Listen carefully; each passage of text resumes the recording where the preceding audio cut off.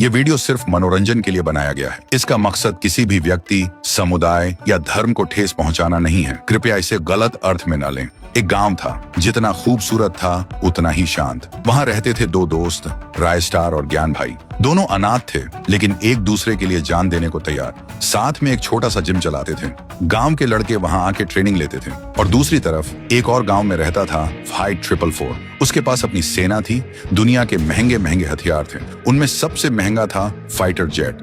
वो इन सब से हर एक गांव को अपने कब्जे में लेता था। और अब फाइट 444 का टारगेट था वही गांव जहां रायस्टार और ज्ञान भाई रहते थे। एक दिन फाइट 444 ने अपनी सेना के साथ उस गांव पर हमला कर दिया। आसमान से मिसाइलें, जमीन पर गोलियां, हर तरफ सिर्फ धुआं और आग थी। गांव का हर इंसान घुटनों के बल बैठकर गांव के लिए भीख मांग रहा था। ज्ञान भाई भी वहां था। रायस्टार किसी काम से बाहर गया हुआ था।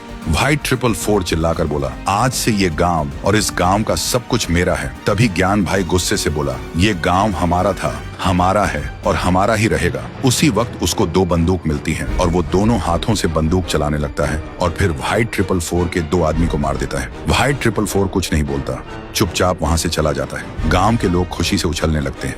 लेकिन उसी रात ज्ञान भाई रायस्टार को लेने जा रहा होता है। रास्ते में फाइट 444 का आदमी उसका रास्ता रोक देता है। ज्ञान भाई चौंकता है, बाइक का ब्रेक लगाता है। तभी पीछे से एक और आदमी आता है और ज्ञान भाई के सिर पर वार करता है। ज्ञान भाई वहीं गिर जाता है। अगली सुबह गांव में हलचल मच जाती है। गांव के बीच एक पेड़ से ज्ञान भाई की लाश लटकी मिलती है और उसकी छाती पे लिखा होता है, अब गांव मेरा है। जब रायस्टार को खबर मिलती है, वो भागते हुए आता है और ज्ञान भाई को देखते ही टूट जाता है और रोने लगता है।